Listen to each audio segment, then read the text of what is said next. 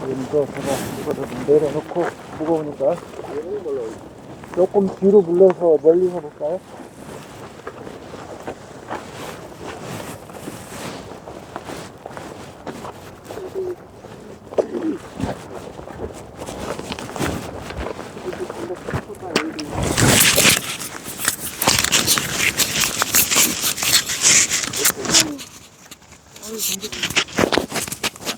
제 주변에 뭐를 떨어뜨리고 잘 다니니까 좀 잘 봐주세요.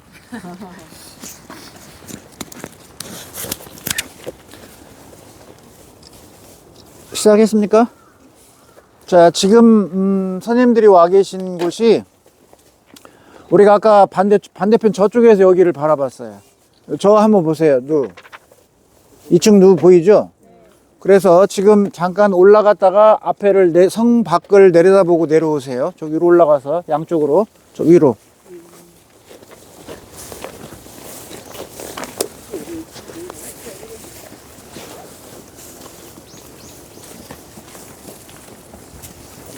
자, 올라가서 밖에를 전망을 한번 보시고 이 성 벽을 한번 보세요.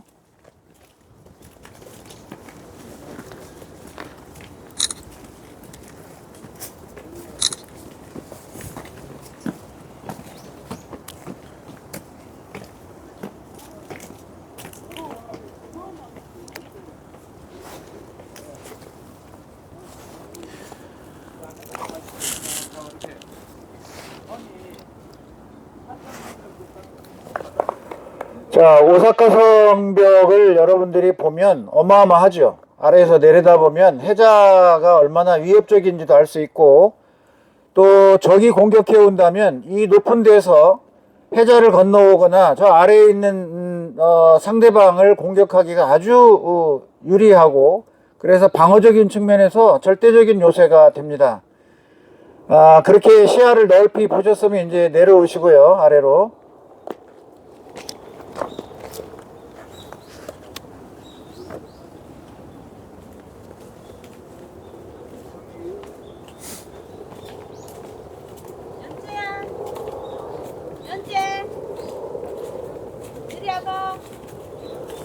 자, 이쪽으로 다시 내려오시기 바랍니다.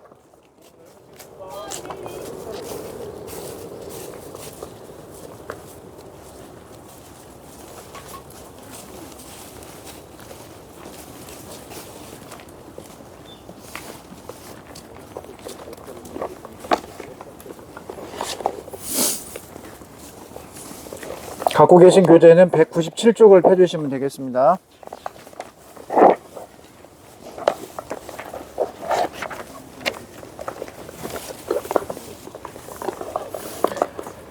우리가 오사카성에 대략 8시 한 20분쯤 도착을 해서 지금 현재 이제 시간이 좀 흘렀습니다. 하나, 둘, 세 번째 답사지에 섰는데요. 시대순으로 제가 지금 스토리를 끌고 가고 있으니까 잘 감안해서 이해를 하시면 될 것 같아요. 저 밑에서는 이제 아스카부터 이 성의 축조까지, 그리고 두 번째 이 해자가 메꿔진 데에서는 임진왜란의 전개 과정과, 그리고 임진왜란이 끝난 이후에 동양 삼국의 어떤 변화, 그거를 살펴봤고, 그리고 이제 시대가 에도 시대로 여기 일본은 넘어갔으니까 그 1603년부터 1867년 12월 대정봉환 할 때까지 이 에도 기간에 조선의 통신사는 계속 가게 됐다. 계속 문화를 전수해주고 있다. 그렇게 이해를 하시고요. 그 다음에 이제 근대화로 접어들어서 과거의 이 고대 한일 관계로부터 이어져서 중세까지 일본에 전해졌던 이 한국의 문화가 거꾸로 이제 일본이 근대화에 성공하면서 근대 문물과 제도, 시스템, 과학, 군사, 무기 이거를 사실은 이 1866년에 우리 인류문화사의 총이라고 하는 거에서 탄두가 나오는 때입니다.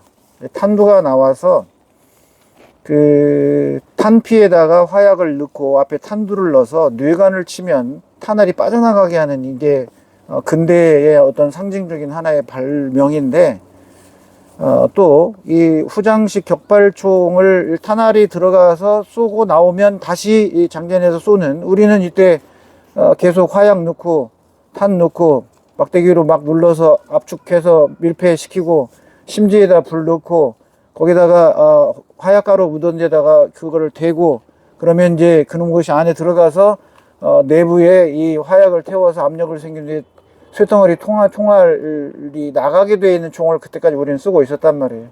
그런데 이러한 총이 유럽에서 만들어지자마자 일본은 그해 이 총을 대량 수입해 옵니다. 조총을 수입했던 것처럼. 그러고 나서 이 1880년 이때 오면 일본의 무라타수 총을 자체 개발을 해요. 이 무기로 무엇을 하냐면 노일 전쟁을 치릅니다. 대단한 거죠. 그래서 우리 이 의병사의 동학농민혁명군이나 항일의병이나 이들이 싸웠던 무기와 저 일본군이 가졌던 무기 차이는 하늘과 땅 차이였기 때문에 그걸 우리가 근대와 전근대 차이라고 하는 거예요. 그래서 해볼 수가 없었던 겁니다. 아무리 의지와 정신력이 뛰어나도 그 무기의 차이는 어떻게 극복할 수가 없었던 거예요. 그러니까 일본이라고 하는 나라가 외부의 어떤 문명, 문물 이런 것들을 수입해서 자기 거 해가지고 자기 걸로 만들어서 더 발전되게 하는 게 일본의 하나의 습성이라고 보시면 되겠어요. 그런 과정에서 우리가 일제강점기라는 아픔을 겪었고, 그리고 나서 1909년 10월 26일 날 바로 이 안중근 장군, 의사라고 하지 말고요. 안중근 장군, 참모중장입니다. 그 참모중장, 안중근 장군 이렇게 불러주시기를 부탁드립니다. 민간인이 아니었기 때문에. 그래서 이 안중근 장군이 바로 이 동의에 이범진과 그 다음에 최재형의 어떤 재정적 지원으로 해서 구성된 동의회 의병단의 활동을 하다가 그게 이제 실패로 돌아가고 동의회에서 단지동맹까지 연결되면서 바로 이 하얼빈 의거를 이루게 되는 거죠. 그래서 이 안중근 장군의 하얼빈 의거는 한 개인의 독립지사로서 우리가 자랑스러운 독립군 장군이다가 아니라 이분은 사상가고 철학가입니다. 사상가고 철학가였고 동양평화론을 일찍이 주장했던 분이었기 때문에 그럼에도 많이 안 알려졌는데 이번에 이제 이 하얼빈이라는 영화를 통해서 안중근이라는 이 세자가 많이 알려지게 됐죠. 그리고 어떤 독립투사로서의 안중근이 아니라 그의 이 사상, 그 개인적인 사상이 얼마나 컸는지, 그리고 당시 이 한국과 중국과 일본 동양 3국이 서구 열강에 이 몰아쳐오는 이거에 어떻게 대처를 해서 지켜나갈 것인지 구상을 해서 동양평화론을 냈단 말이에요. 그래서 그 의미가 더 높이 돼야 되는 거고, 그래서 올 8월에 제가 이제 연해주에서 그 길을 따라서 하얼빈까지 갔다가 이제 귀국하는 일정의 연수를 진행하게 됩니다. 그런 우리의 이제 1919년 이 길림에서 조직되었던 이 약산 김원봉의 의열단, 그리고 1920년대 초에 단재 신채호 선생이 조선혁명선언을 써주면서 무력으로 이 투쟁을 해서 저것들을 좌절시키고 우리가 독립을 해야 된다. 그게 바로 조선혁명선언입니다. 얼마나 강력한지 모릅니다. 그리고 다시 여기에 이제 우당 이회영 선생을 포함한 이 흑색공포단, 다 이게 의열단들입니다. 그리고 그 뒤를 이으는 김구의 한인애국단, 이런 이 의열단들의 이 의로운 행동은 과연 우리 독립운동사에 어떤 가치를 갖고 있느냐, 그 얘기도 제가 좀 잠시 소개를 할 텐데, 바로 여기가 위수 과목적 돼 있죠. 그러면 이 안중근 참모중장의 하얼빈 의거야말로 우리의 이 의열단의 저는 출발이라고 보고 있는 사람입니다. 약산 김원봉의 이 중국 길림행에서 길림 의열단 결성도 중요하지만 사실은 그 여러 명이 함께 거사를 꾸려가지고 성공을 이룩한 이 안중근 장군의 의거야말로 의열단의 하나의 기폭제가 됐다고 저는 평가하는 사람입니다. 그래서 이 1932년 4월 29일 날 상해 홍구공원에 있었던 윤봉길 의사의 이 의거는 그 연장선에서 가치가 더 돋보여야 되고요. 이분의 이 의거의 핵심은 1943년도에 이집트 카이로에 있었던 카이로 선언에서 단적으로 증명이 됩니다. 거기서 이 영국, 중국, 미국 이 3개국의 대표들이 만나서 이 동아시아의 전쟁 이후에 영토에 관한 문제를 협의할 때 본래 이 영국의 처칠은 3국의 이 신탁 통치를 하자고 그랬어요. 영국, 미국, 중국이 해방 독립된 이후의 조선을. 그런데 여기에서 장개석이 치고 나옵니다. 전혀 준비되어 있지 않는 상황에서 장개석이 수첩을 꺼내고 아니다. 조선은 독립시켜야 된다. 이렇게 주장을 한 겁니다. 그래서 카이로 선언의 의의가 엄청 커요. 그런데 이 장개석이 왜, 이 6구국은 얘기도 안 했는데, 그때 6구국도 일부 이 전쟁이 끝나면 중국이 가져가야 된다고 제안했을 때 거절을 했었어요, 장개석이. 그래서 6구국은 현재 일본으로 되어 있지만, 어쨌든, 거기에서 이 장개석이 왜 조선을 신탁통치를 반대하고 독립시켜야 된다고 얘기했냐? 그 무엇이 그 누구 때문에 그랬겠느냐? 누구예요? 윤봉길입니다. 그래서 이 장개석이 그랬어요. 중국 군대 100만이 할 수 없는 일을 조선의 한 의사가 이렇게 해냈다.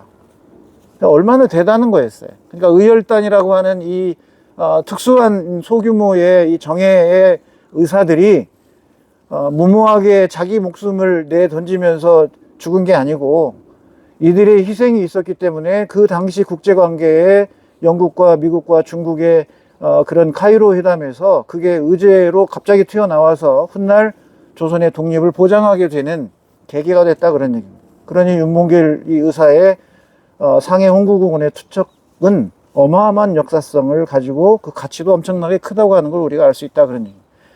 자, 그럼 1931년 9월 18일 이 심양 봉천에서 계략을 깨워가지고 이 만주사변을 일으킨 일제는 1932년 이 3월에 상해까지 이 퍼졌는데, 물론 중일전쟁은 1937년에 이뤄지잖아요. 그런데 이 32년 이때 당시 상해에서 어떤 사건이 이제 발생을 합니다. 그래서, 이 일본의 승려들이 아마 중국인들에게 약간 당하는 이런 게 있었는데, 그래서 이거를 빌미로 일본군이 이 상해, 이 동해안에 상륙하면서 전쟁을 치르게 돼요. 이게 이제 상해사변인데, 그 상해사변을 승리로 이끌어요, 일본 군대가. 중국 군대가 지고. 그래서 이거를, 이 전승을 기념하고 그 4월 29일이 당시 일본의 천황이 1926년부터 바로 무슨 천황으로 바뀌어요? 대정에서 소하로 넘어가죠. 그래서 이 소하 천황의 생일이에요. 그거를 천장절이라고 합니다, 일본에서는. 그 천장절을 기념해서 전승 기념 행사를 하기로 한 거예요. 여기에 바로 윤봉길 의사가 그 단상에 나가서 도시락 폭탄을 투척하고 그 지휘부를 폭삭 가라앉게 만들어 버렸죠. 그 장면이 199쪽입니다. 한번 보실까요? 자, 그래서 제가 이 이수 감옥터가 이곳이라고 하는 것을 이제 위성 사진으로 찾았고, 요 찾게 된 배경은 여기 이 1931년 실축된 오사카의 자료와 그리고 1928년 오사카 육군 그 위수 형무소 촬영한 항공 사진을 가지고 이분이 누구냐면 이분이 찾았어요. 근대사 다큐멘터리 제작사 더 채널의 김광원 PD가 요거를 찾아서 신문에 내게 된 겁니다. 여러분들 이 사진에 보면 여기 지금 우리가 보고 있는 위수감옥터의 사진 자리하고 당시 실축된 사진, 지금 없어졌으니까 여기 흔적도 없이 다, 여기는 뭐예요? 풍국신사라고 되어 있죠? 오다 보면 우측에 풍국신사가 되어 있습니다. 도요토미 히데요시를 따른 신사예요. 이 자리가 이렇게 감옥이 있었던 거예요. 이 자리, 이 안에, 여기에. 근데 사라지고 없어요. 그래서 한일 관계를 얘기한다면 윤봉길 의사가 여기 한 달간 수감되어 있었던 이게 어딘가는 기록이 돼야 됩니다. 근데 없어요. 흔적 하나도 없고 어디 표지도 없습니다. 그리고 저 입구에서도 여기 위수감옥터라는 얘기도 없고, 이렇게 와서야 여기가 찾아질 수 있다 그런 얘기입니다. 자, 그래서 여기 보면 이때 투척에서 일본의 이 지휘부를 타격을 가했는데, 당시 일본군 사령관 대장 시라카와 요시노리는 그 며칠 있다가 바로 죽습니다. 그게 첫 번째 사진이에요. 199쪽에 시라카와 요시노리가 병원에 누워있는 모습인데 곧바로 죽게 되고요.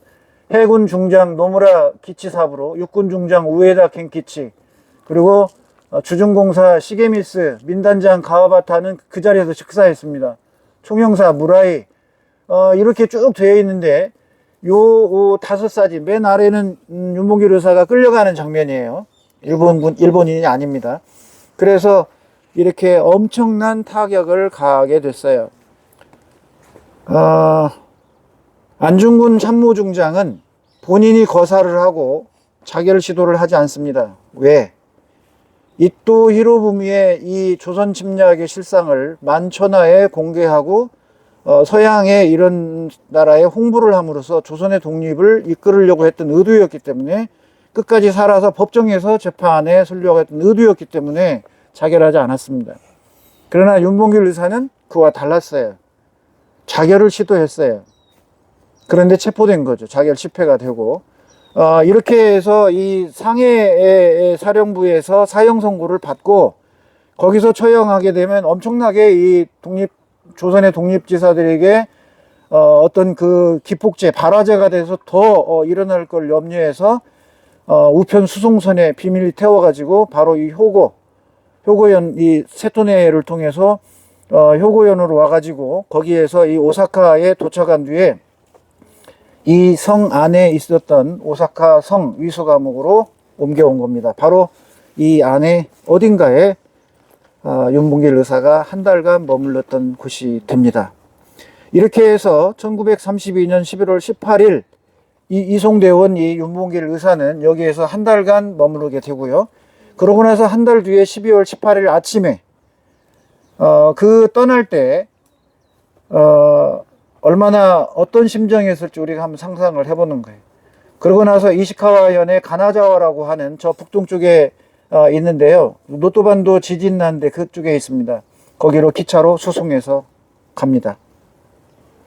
그래서 수송해서 가서 다음날 아침 6시에 사형장으로 옮겨가고, 그리고 7시경에 총살을 당합니다. 그리고 이들은 이 윤봉길 의사의 이 시신을 그 길바닥 다니는 데다가 매장을 해서 밥고가게 이렇게 의도적으로 이렇게 했어요. 그래서 훗날에 이제 발굴해서 우리가 국내로 돌아오셨지만, 그렇게 일본 제국주의는 마지막 그런 의인의 길조차도 그런 식으로 비겁하게 야만스럽게 행동을 했습니다. 거기에 윤봉길 의사가 마지막 순국하기 전에 모습을 한번 살펴보고 추모의 시간을 갖도록 하겠습니다. 몇 쪽에 나와 있죠? 202쪽?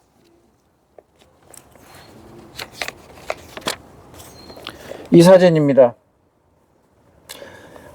눈을 가리고 천으로, 그리고 이마 정중앙에 색으로 칠해놨죠. 거기를 쏘라는 표시입니다. 지금 살아계시는 상황이에요. 그래서 이시카와현 가나자와 사령부의 육군 구사단장 우에다 겐키치가 바로 이 상해 공원에서 있었던, 홍구공원에서 있었던 그 서 있었던 자고 윤봉길 의사에 의해서 부상당한 자예요. 그래서 제9사단 사령부로 끌고 갑니다. 이 오사카 일대에는 당시 이 윤봉길 의사를 처형에 대한 반대가 많았대요.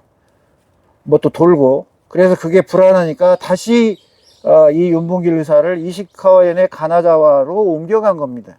그래서 비밀리에 내리기 위해서 역도 한역, 본래 역보다도 먼저 지나친 뒤에 내려가지고 차를 이동해서 수송해서 형장으로 끌고 갔다고 그래요. 자, 어쨌든 마지막에 일본 측의 기록에 의하면 할 말이 있느냐라고 얘기했을 때 예정된 바 있기 때문에 할 말이 없다. 그러면서 그 기록에 마지막 웃음을 띠면서 그 표정을 기록을 해 놓은 게 남아 있습니다. 마지막 순간까지 윤봉길 의사는 담대하게 조선의 청년으로서 24살, 25살에 이 윤 의사는 마지막에 살짝 웃음을 띠면서 세상을 떠났습니다. 그가 떠나고 우리는 바로 이 11년이 있었던 카이로에서 조선의 독립을 보장받게 되고 얘기가 됐다고 하는 거예요. 문서상으로 등장한 조선의 독립이 강대국들의 그런 국제회담에서 공식 거론되고 기록에 남게 되는 그 배경에 바로 윤봉길 의사가 있었다고 하는 겁니다. 여기 계신 우리 스님들은 한 독립지사, 애국 우국지사 윤봉기를 통해서 우리의 과거의 아픈 역사도 만나지만 이분을 통해서 우리가 독립이라고 하는 것을 그 국제의 정세 속에 강대국 속에서도 이룩할 수 있는 단초가 됐고 출발이 됐다고 하는 역사를 좀 더 기억을 해주시고 단순하게 윤봉길, 단순하게 안중근이 아니라 우리 민족에게 이 안중근과 윤봉길 그 외에 많은 의열단들 그들의 의로운 이 순국을 가슴에 담고 늘 우리가 그 정신을 잃지 않았으면 좋겠습니다. 자, 모두 이제 앞으로 오시고요. 같이 요 안에 계셨던 윤봉길 의사를 향해서 우리가 마음으로 함께 위로해드리고 그 정신을 계승하는 시간을 갖도록 하겠습니다. 마음 편안하게 하시고요.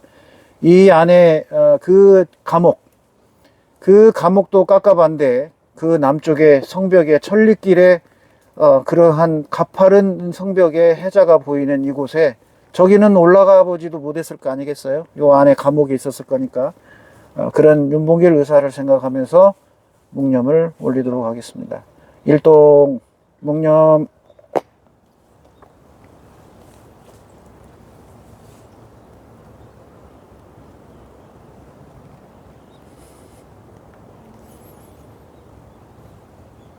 바로